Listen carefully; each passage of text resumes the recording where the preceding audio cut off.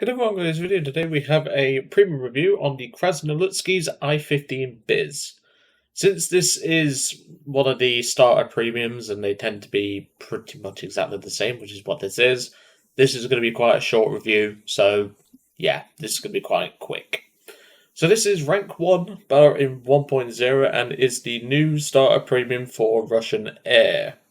It used to be the case that the Zukovsky's Chica was, but then, of course, they upped it to like 2, 3, so can't really throw a new player on the deep end, so they added in this I-15 for replacement. So this vehicle costs 250 golden eagles, and of course 150 on sale, or 125 I should say, on sale. And it's definitely one of the higher capability in terms of performance and firepower and all that, compared to the other starter premiums. I still think the F3F and the Palliers D510 are better, that's just my opinion. But, of course, this is quite forgiving for a new player starting in Russian Air. So, what's the I-15 Biz like to fly? Well, let's take a look, but first, in the description below, if you want to skip ahead to the gameplay, please do feel free to do so. And there will also be a bit where we talk a bit more in depth about the weaponry, armor, and, of course, engine of this aircraft, so feel free to skip ahead to that. So before I begin, I just wanted to talk a bit, because obviously I've not really talked about this plane much. I obviously said I got it a while ago.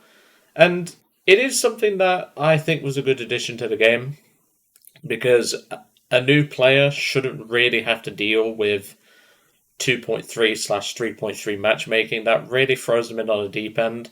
And if you're throwing them in a biplane as well, which is not always going to be able to keep up with everything, that can be quite a bit of a turn off for some players, and they might go to other games or another nation, and that kind of wastes the point of them getting the free premium.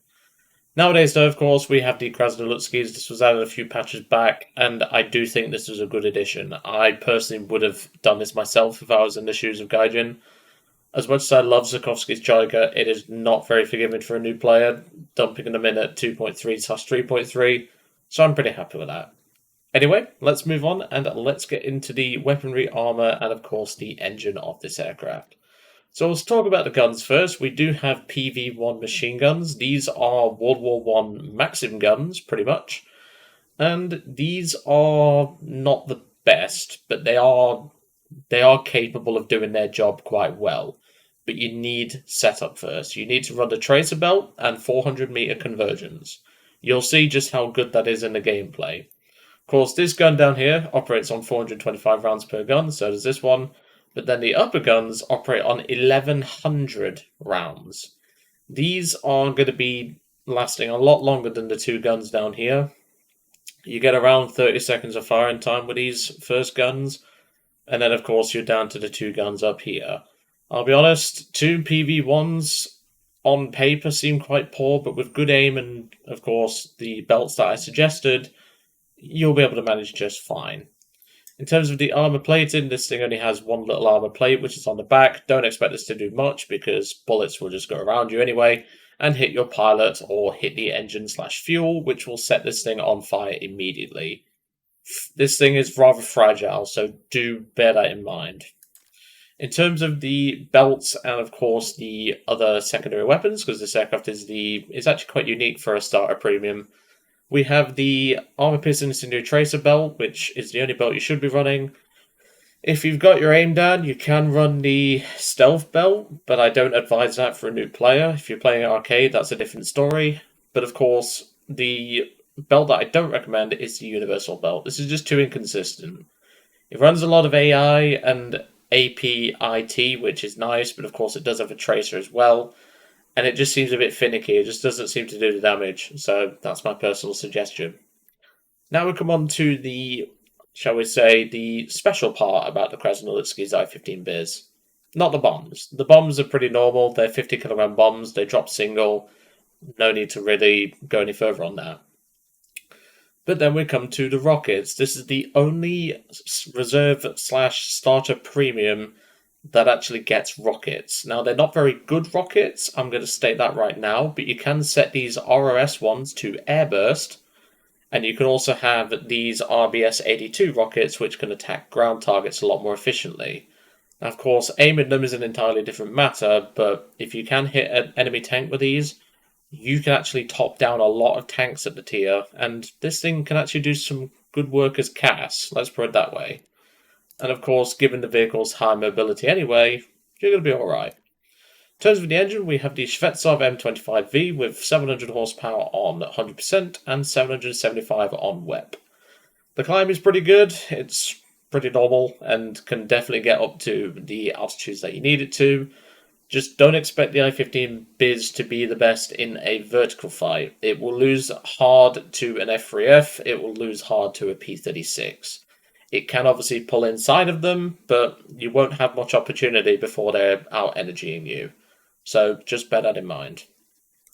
But for the price you get, and well, the price you pay even at full price at 250 GE, this is definitely something to consider. I really, really would consider getting this thing.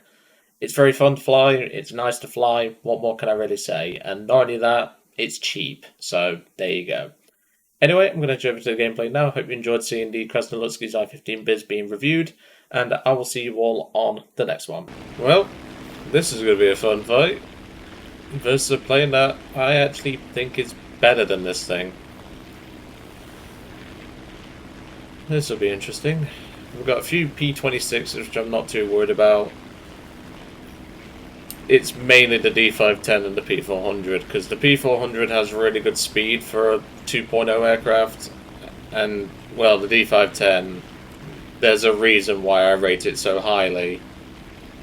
Alright, let's get some speed up, because we're going to need it to dodge that 20mm cannon. Well, two 20mm, because obviously we've got the P400 to worry about as well. Whoa. He has better pull than I thought, but that's okay. We've got lower speed. And now we just reverse him. Simple. Easy. Thank you very much. I forgot that the D510 has such good pull, but the problem is it can't keep with that pull. It can only pull for a little while and then it just runs out of steam. Critical hit.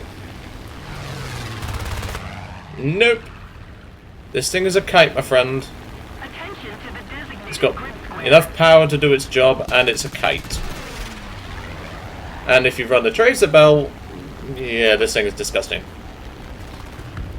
4 guys for a TBD skill issue. Welcome to low tier, my friend.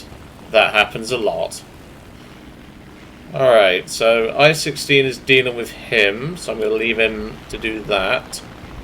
I'm going to go help this I-15 with the P400. Because if we don't kill this thing, we're going to regret it. Job done. See, this thing is just really brain dead to fly. You can practically give this to a toddler and they'll be able to play it. Yeah, its guns can be a bit inconsistent, but if you run a tracer belt, which is just nothing but APIT, you're golden. I also recommend a 400 gun conversions like what I'm running, because that way you're getting all the guns on target a lot easier. I have actually got my my little project in the works, which involves this aircraft plus the F3F, as well as a couple of other vehicles. And yeah, I rated this thing a little bit lower than the F3F, but it's still nothing to sneeze at. Nice job, buddy. You might have lost your engine for that, but good job.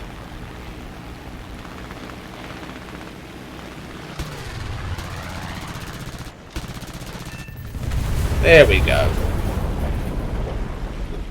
Nice easy frag. Next is the plane that pretty much hard counters this thing if they play it right. Hopefully we don't have to deal with that, because yeah, I'd rather let the I-16 try and deal with it. Because trust me, even though this plane is quite good, yeah, that thing hard counters it pretty much. If it's flown well, that is. I-16 struggling, so we're going to need to go and help him. The F3F's just too agile for a I-16 to deal with. Oh my god. And that's it. Nice and easy game. That's just what it is like flying the Krasnolutsky. I-15 biz. Very simple. I agree. Oh, we have an attempted team kill. Are they a squad? No, he's just trying to team kill him. Standard for low tier.